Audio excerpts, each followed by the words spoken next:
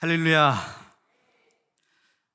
오늘 나눌 말씀의 제목은요, 빼앗긴 심령에도 봄은 오는가 라는 제목으로 말씀의 은혜를 나누기를 원합니다.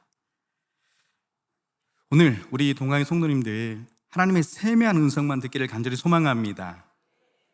그런데요, 이상하게 사람들은요, 자기가 듣고 싶은 것만 듣더라고요.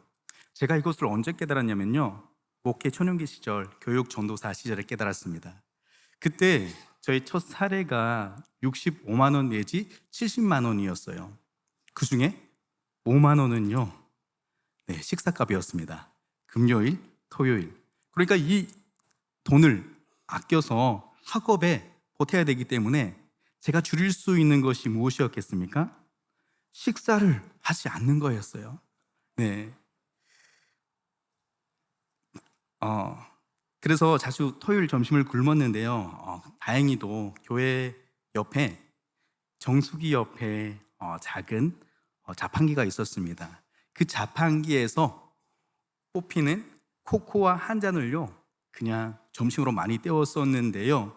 그런데 문제는요, 그 자판기에서 바퀴벌레 한 쌍이 등장하는 거예요. 다행히도 자판기를 청소하시는 박 집사님이 계셨어요. 집사님께서 자판기를 청소하기 전에 30분 전에 자판기를 정수기를 청소하시는 분이 오셔가지고 정수기를 청소했어요. 그때 저는 행복했습니다. 왜일까요?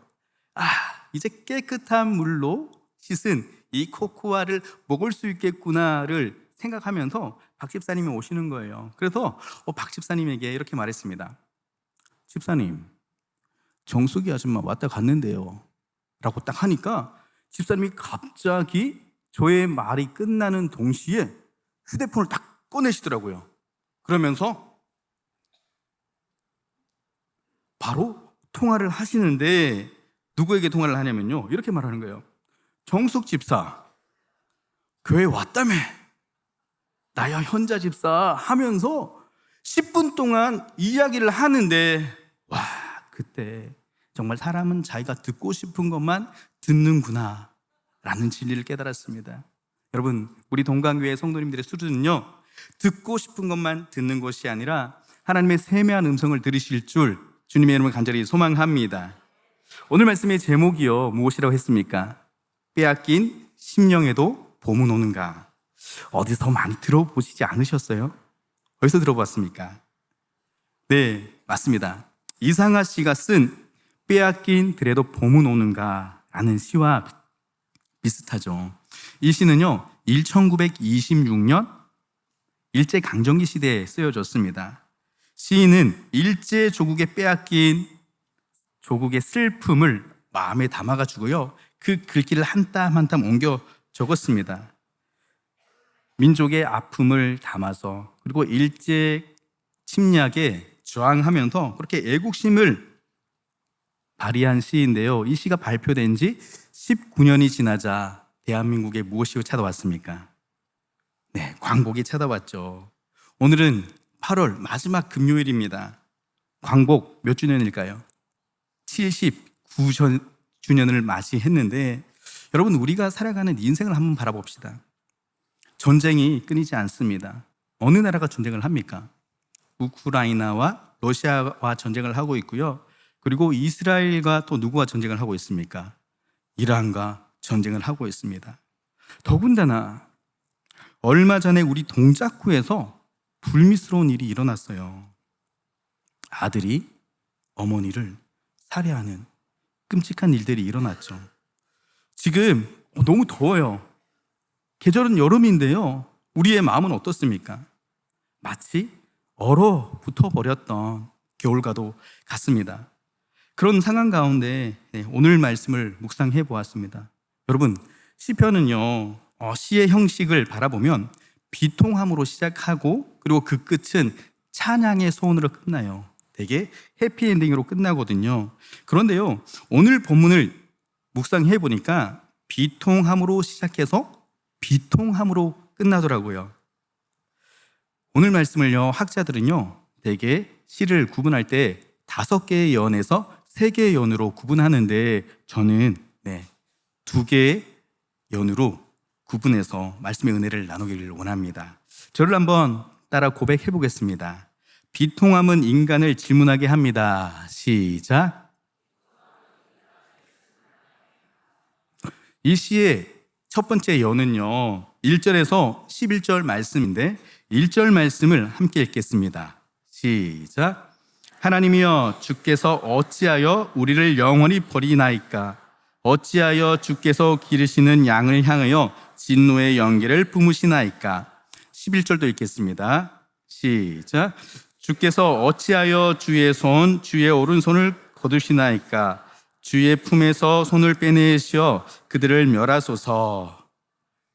1절과 11절을 보시면요, 눈여겨보아야 할 단어가 있는데 주께서 어찌하여 라는 탄식으로 1절에서 시작하고요. 그리고 11절을 보시면 동일하게 주께서 어찌하여 라고 마무리가 됩니다.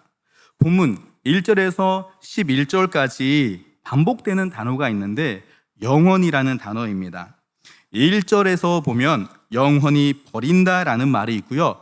3절을 보면 영구히 파멸되었다라는 말이 있고 10절을 보면 영원히 능멸하다라는 표현을 하기도 합니다. 이 표현이 어떤 표현처럼 들립니까? 이 시인의 상황이 느껴지지 않습니까? 너무나도 긴급하고 너무나도 불안하고 끔찍한 상황 가운데 있는지를 말해주고 있죠.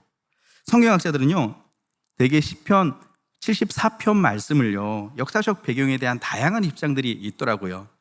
그런데 그 중에서 가장 지지하고 그리고 지지받는 견해가 어떤 견해냐면, 주님께서 오시기 전 865년, 주전 865년에 바벨론 군대의 침략으로 예루살렘이 멸망하고 성전이 파괴되고 그런 안타까운 일들이 일어났던 시기라고 합니다. 여러분, 이 사건을 통해서 이스라엘 백성들은요, 어떻게 되었을까요? 70년 동안 바벨론의 포로가 되었습니다. 이 시기 아무런 침상을 어디서 우리는 잘 알 수 있겠습니까? 예레미야서 예레미야 예가라는 구약의 말씀을 보면 그 상황이 얼마나 끔찍한지 잘 묘사되어 있습니다. 이런 상황 가운데 이스라엘 백성들의 마음을요, 정말 뒤집어 놓고 커다란 싱크홀이 뚫릴 만큼 가슴 아픈 일이 있었는데 그 일이 무엇이겠습니까? 바로 여호와의 성전이 파괴되었다라는 겁니다. 여러분, 이스라엘 백성들이 여호와의 성전, 그 성전을 우리가 생각하는 것과 전혀 다릅니다. 우리가 생각하는 수준을 뛰어넘습니다. 현대인은요, 어떻게 생각합니까? 그냥 단순하게 교회 건물, 예배당, 그냥 하나님께 예배 드려지는 그런 건축 양식으로 표현을 하는데, 그런데요, 그들에게 성전이란 여호와 하나님께서 자신의 민족을 어떻게 했다? 선택했다. 그러니까 민족의 정체성이 묻어 있는 곳이 성전이라는 거예요.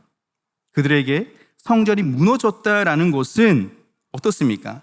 그들의 신앙이 흔들리고 심령이 무너졌고 그들의 인생이 통째로 흔들리고 혼돈되고 없어져 버린 것 같은 상황을 이스라엘 백성들이 치닫았다라는 거죠. 엄청난 영적 재앙 수준입니다. 이스라엘 백성들은 모든 건물이 다 무너져도, 우리 집이 무너져도 괜찮다. 그러나 무엇만 무너지면 안 된다? 성전만 무너지면 안 된다라는 생각을 하고 늘 살았습니다. 그런데요, 이 성전이 어떻게 되었습니까? 본문 말씀 5절 6절 말씀을 읽겠습니다. 시작. 그들은 마치 도끼를 들어 살림을 베는 사람과 같으니이다. 이제 그들이 도끼와 철퇴로 성소의 모든 조각품을 쳐서 부수고. 뭐라고 말합니까? 도끼에 나무가 찢긴 것처럼 성전이요, 마구 패이고 파괴되었다라고 말을 하고 있습니다. 그런데 이 아픔보다 더 안타까운 상황이 무엇이냐면 7절 말씀에 그들의 심경이 잘 묻어납니다. 함께 읽겠습니다. 시작. 주의 성소를 불사르며 주의 이름이 계신 곳을 더럽혀 땅에 엎어나이다. 뭐라고 합니까? 주의 성전이 그냥 도끼에 무너진 것으로 끝나지 않고 주의 성전이 어떻게 되었다고요? 불타 없어져 버렸다. 이런 상황을 보면서 시인은요, 더 깊은 고민에 빠지기 시작합니다. 하나님께서 자신의 민족을 부르셨어요. 내가 너희를 택했다. 선택하고 불렀다. 그런데 지금 그들의 상황은 자신의 존재와 같은 성전이 무너졌다라는 거예요. 이런 비통한 상황이 연출되었다라는 겁니다. 그런데 하나님은 이 상황에 전혀 이스라엘 백성들의 그 상황에 개입하지 않았다라고 합니다. 그 마음이 어떤 마음일까요? 11절 말씀을 다시 한번 읽겠습니다.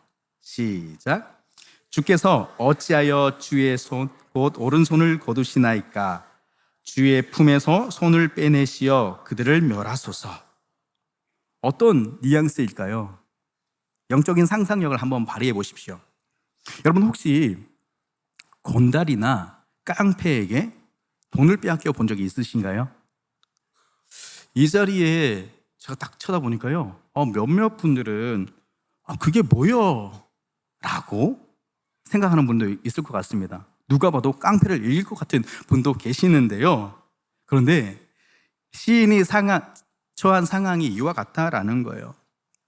조금 더 깊이 말씀드려보면 여러분들의 자녀가요, 깡패에게 돈을 빼앗기고 깡패에게 맞고 있습니다. 네, 황윤수 권사님, 혹시 자녀가 그렇게 깡패에게 막 이렇게 갈취를 당하고 막 괴롭힘을 당하고 있다면 권사님 어떻게 하시겠어요? 네, 권사님께서 동공의 지진이 막 왔어요. 그러면서 저는 마음의 소리를 읽었습니다. 어떻게 할까요? 권사님께서 통성 기도하는 소리가 날 거예요. 야! 외치면서 신발을 던져서 자신의 자녀를 괴롭히고 있는 자녀들을 어떻게 할까요? 넉다운 시켜버릴 겁니다. 그렇죠. 어느 부모가 내 자녀가요, 다른 사람에게 그런 해코지를 당하고 있다면 가만히 쳐다보고 있겠습니까? 이런 상황이요, 시편 74편 1절에서 11절에 곳곳이 드러나서 시인은 비통의 질문을 합니다. 하나님, 왜 이런 상황이 우리에게 일어납니까? 하나님, 언제까지 바라보고 계십니까? 하나님, 정말 이런 상황이 말이 되십니까? 하나님, 정말 뭐라도 해야 되는 것 아닙니까? 라는 그런 질문을 본문을 읽어보시면요, 계속 시인은 쏟아내고 있는 겁니다. 이 자리에 말씀을 듣고 있는 우리도 마찬가지 아닙니까? 인생의 난제를 만납니다. 하나님께 기도합니다.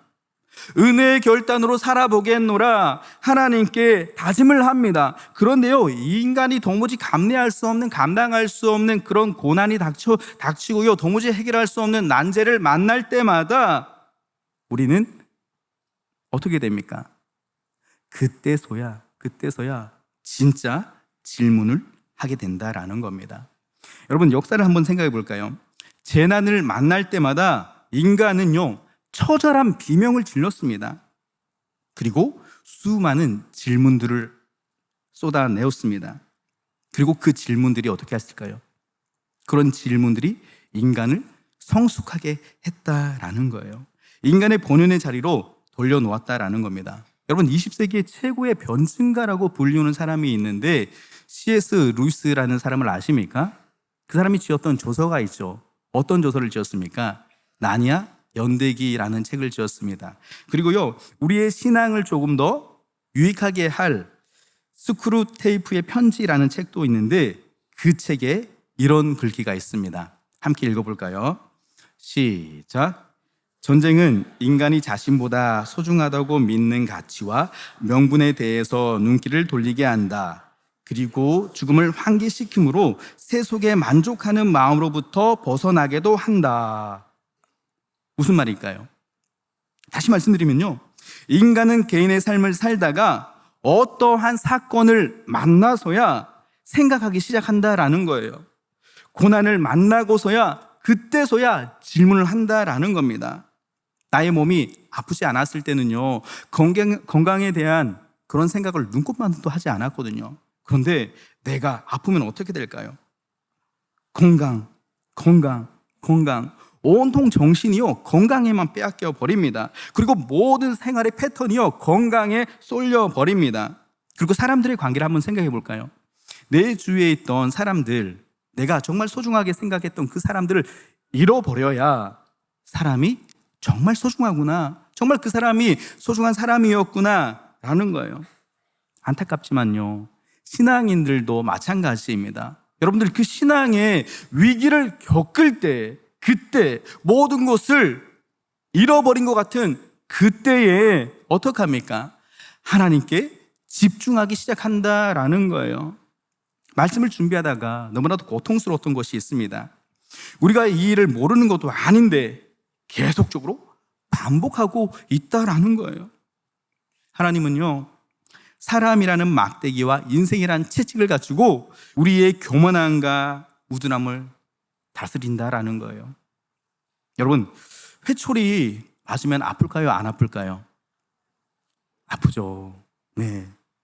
저는 신앙생활을 하다가 목회자이지만 때로는 고통스러운 나날들을 보내는 것 같은 순간도 있습니다. 어느 날 제가 찬양을 했어요.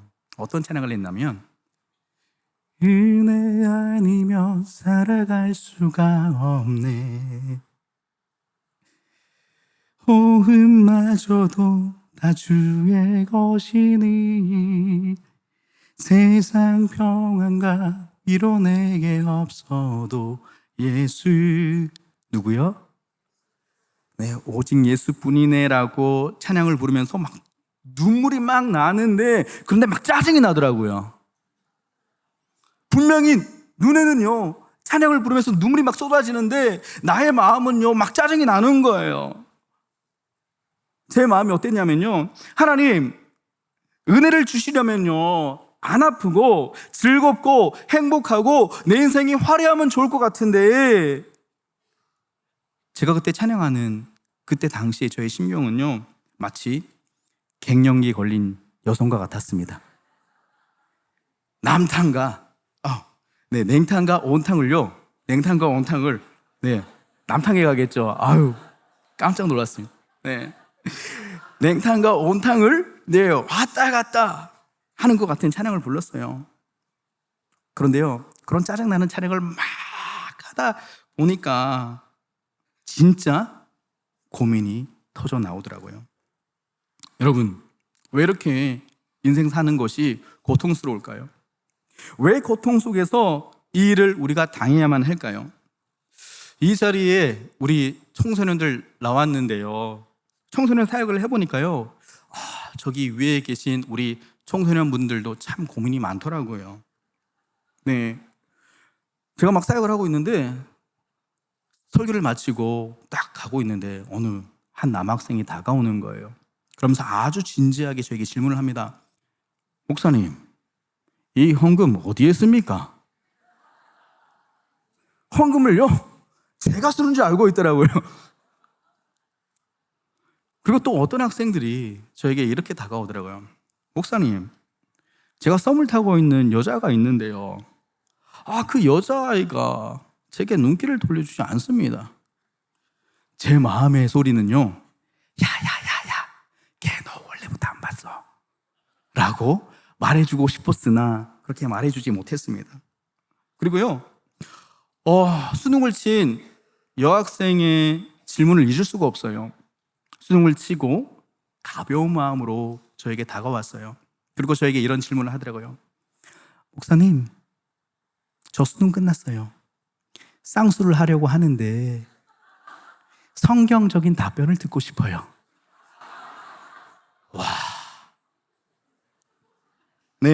이 자리에 있는 우리 청소년 친구들도, 우리 청년 분들도 가정에서, 학교에서 정말 이런 삶을 살면 안 되는데 라고 생각하면서 그런 깊은 고민을 할 겁니다. 그런데요, 우리는 크고 작은 비통한 사건 앞에서 고민을 합니다. 그런데 그 고민은 고민에서 끝나는 것이 아니라 나에게 진짜 질문을 하게 한다라는 거예요. 우리 하나님은 우리가 아직 경험하지 못한 새로운 하나님의 은혜를 우리에게 주시기 위함임을 믿으시길 소망합니다. 저를 따라 이렇게 한 번 더 고백해 보겠습니다. 비통함은 인간을 기도하게 합니다. 시작. 시의 두 번째 연은요 12절에서 23절 말씀이에요. 여러분, 시인은요 첫 번째 연에서 자신의 인생의 정체성이었던 무엇이 무너졌습니까? 예루살렘 성전이 무너졌어요. 성전이요, 회파되는 끔찍한 경험을 했습니다. 성전이 빼앗기는 엄청난 고통을 느꼈습니다. 그런데요, 그때 하나님께 그들은 질문하기 시작했어요. 하나님은 그 질문이 끝난 후에 직접적인 답변을 해주지 않았습니다. 어떻게 그 시인에게 답변을 해주셨냐면 그가 가지고 있었던 기억력을 통해서 답변해 주셨어요. 특히나 본문 12절에서 17절을 보면 시인에게 상기시켰던 기억이 잘 묘사되어 있습니다. 하나님께서 무엇을 창조하셨습니까? 이 세상을 말씀으로 창조하셨습니다. 여러분, 그런 하나님을 믿으십니까? 저는요, 저희 고향 집에 가니까 저희 아버지가 정말 창세기 1장의 삶을 사시더라고요. 저희 아버지가 일을 하다가 이렇게 합니다. 저희 어머니에게 와 이리 배가 고프노? 라고 하면 어머니가 갑자기 바람과 함께 사라지면서 다다다다다닥 하면서 아침이 이렇게 나오게 되고 밥을 다 드시고 나서 물 하는 순간에 막 물이 특히나 경상도 분들은요 그렇게 생각하시는 분들이 많이 있을 줄 아는데 그렇지 않습니까? 아무튼 하나님께서 무엇을 창조하셨습니까? 이 세상을 창조하셨습니다. 또한 이집트 노예로 살던 자신을요 어떻게 했습니까? 해방시키셨어요. 그리고 황량하고 척박하고 사람이 살 수 없는 그 광야 같은 곳에서 하나님을 만나게 하셨고 하나님의 능력에 대한 기억들이 떠오르게 시작했습니다. 그런데 참 안타까운 것은요, 그들이 그런 하나님의 은혜를요 압니다. 그런데 자신의 현실을 바라다 보면 어떻습니까? 하나님께서 여전히 침묵한다라는 거예요. 그런 비통한 현장에 있는 시인은요, 하나님만이 자신의 인생의 구원자라는 사실을 깨닫게 됩니다. 그때부터 그 기억에 기초도를 담아서 정말 하나님께 살아있는 기도를 하기 시작하는 거예요. 8절에서 23절 말씀을 읽지 않았습니다. 그런데 그들의 기도의 패턴이 있더라고요. 한번 보실까요? 18절에 여호와여 이것을 기억하소서, 19절에 영원히 잊지 마소서, 20절에 그 언약을 눈여겨보소서, 21절에 주의 이름을 찬송하게 하소서, 22절에 주를 비방하는 것을 기억하소서, 23절에 뭐라고 기록되어져 있습니까? 항거하는 자의 소리가 항상 주께 상달되었다. 그때부터 정말 하나님께 기도로 매달린다라는 겁니다.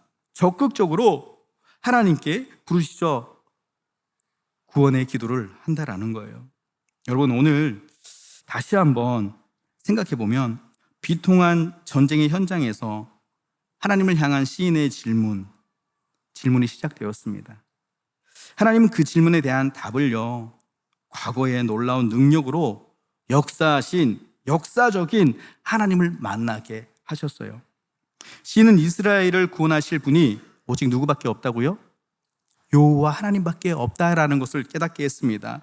이 비통한 현실에 침묵하시는 하나님을 향해서 더 간절하고 적극적으로 드리는 이 기도를 통해서 시가 마무리가 됩니다. 여러분, 오늘 말씀을 묵상하면서 준비하면서 저는 참 답답하더라고요. 아이가 딱딱한 음식을 삼키고 소화가 되지 않아서 힘들어하는 모습이 저의 심경이었어요. 이 자리에 나오신 성도님들, 여러분 안 힘드십니까? 괴롭지 않습니까? 힘들고 괴로운 성도님들이 있을 겁니다. 그 고통이 나에게 질문하게 한다? 그 고통이 정말 하나님께 기도하게 한다? 이 설교가요, 이 말씀이요, 정말 여러분들에게 진짜 위로가 되세요? 여러분, 정말 필요한 게 무엇입니까? 정말 필요한 것 물질 아닙니까? 정말 필요한 것 여러분들 집 아닙니까? 정말 필요한 것 건강 아닙니까? 정말 필요한 것들이 있잖아요. 사람들 간의 관계, 비통한 현실 속에서 앞에 서 있는 저는요, 여러분들에게 아무것도 해줄 것이 없더라고요. 그런 사투 가운데 머리 다 뽑힐 뻔했습니다. 그렇게 막 사투하면서 하나님 어떻게 해요? 이 말씀이 우리 성도들에게 냉랭한 심령이 되게 하면 어떻게 해요? 라고 고민하면서 말씀을 준비했는데 어느 한 목사님이 어린 시절 집 벽에 기도가 세상을 바꾼다라는 문구가 적힌 그 액자가 있다라는 예화를 발견했어요. 그 목사님이 어린 시절 얼마나 참 위로가 되었을까요? 기도하면 무엇이 바뀐다고요? 세상이 바뀐대요. 그때마다 벽에 걸린 액자의 문구가 생각나지 않았겠어요. 그 목사님이 어릴 적 참 개구쟁이였나 봅니다. 막 열심히 공놀이를 하다가 유리창을 쨍그랑 깨뜨렸어요. 그때 어떤 문구가 생각났겠습니까? 기도가 세상을 바꾼다. 그때부터 기도하기 시작합니다. 하나님 아버지, 하나님 아버지, 저희 아버지의 회초리를 피해갈 수 있는 은혜를 다하여 주시옵소서. 하나님 붙들어 주시옵소서. 제발 저희 아버지가 눈이 멀게 하여 주시옵소서. 막 이런저런 막 기도를 하지 않았을까요? 막 그렇게 기도를 하고 있는데 그 기도를 하나님께서 응답해 주시지 않았습니다. 거침없이 회초리를 들었다라는 거예요. 그리고 주일이 되었습니다. 이 아이가 벽에 걸린 어떤 문구가 생각났을까요? 기도가 무엇을 바꾼다? 세상을 바꾼다. 주일 말씀을 듣고 있었는데요. 그 아이가 정말 마음에서부터 깊숙한 기도가 터지는 거예요. 하나님, 목사님의 지루한 설교가 빨리 끝나게 하여 주옵소서. 혹시나 동일한 기도를 하고 있는 분 계시다면 5분 안에 그 기도가 응답될 줄 믿습니다. 말씀을 맺겠습니다. 여러분, 세상을 바꾸는 기도가 무엇일까요? 그 해답을요, 저는 헨리 나우엔이라는 사람이 쓴 글귀를 통해서 발견했습니다. 함께 읽어볼까요? 시작. 기도는 우리의 모든 정신 활동에서 하나님의 급진적인 전환이라 할 수 있다. 기도할 때 우리는 자기 자신과 근심거리, 집착과 자기 만족으로부터 벗어나기 때문이다. 그것은 하나님 사랑 안에서 모든 것이 새로워질 것이라는 단순한 믿음을 가지고 우리 자신의 것이라고 여겼던 모든 문제를 하나님께 내어 맡기는 행위다. 여러분, 죽음이 휘몰아치는 비통한 심령에 계신 분 계십니까? 여러분들에게 필요한 것은요, 돈 아닌가요? 집 아닌가요? 건강 아닌가요? 그런데 본문을 계속 묵상하다 보니까요, 그것이 아니더라고요. 주님께서 말씀하신 상상수훈의 기록처럼 정결한 마음으로 하나님을 바라보는 것이 우리가 드리는 세상을 바꾸는 기도라는 사실을 발견했습니다. 여러분, 우리네 인생을 바라볼 때 비통함이 가득한 현실을 살아갑니다. 여러분 눈에 무엇이 보이십니까? 문제만 보이시죠? 그런데요, 그 문제 가운데 질문을 하기 시작하고 하나님께 기도할 때 그때서야 누가 보입니까? 살아계신 여호와 하나님께서 보신다라는 사실을 믿으시기를 바랍니다. 그때서야 하나님께 자신의 생명을 구원해달라는 간절한 기도, 진짜 기도를 하나님께 쏘아 올릴 수 있다라는 거예요. 여러분, 우리네 인생은요, 각자 사연이 많고 고통스러운 그 아픔을 신음하고 있습니다. 제가 만난 청소년들 중에 기억나는 한 녀석이 있습니다. 그때 나이가 16세, 17세 정도 되었던 것 같아요. 그와 함께 이런저런 이야기를 막 했거든요. 그런데 제가 느꼈을 때 그 청소년의 마음의 나이는요, 40살, 50살을 산 것 같더라고요. 아니, 어떻게 저 어린 나이에 저렇게 힘들고 어려운 일들을 감당할 수 있었을까? 그리고 또 어떤 청년을 만났는데 중학교 2학년 때 고륙종이라는 질병에 걸렸습니다. 정강이가 아파가지고 성장통인가라고 생각해서 병원에 갔는데 고륙종이라고 하더라고요.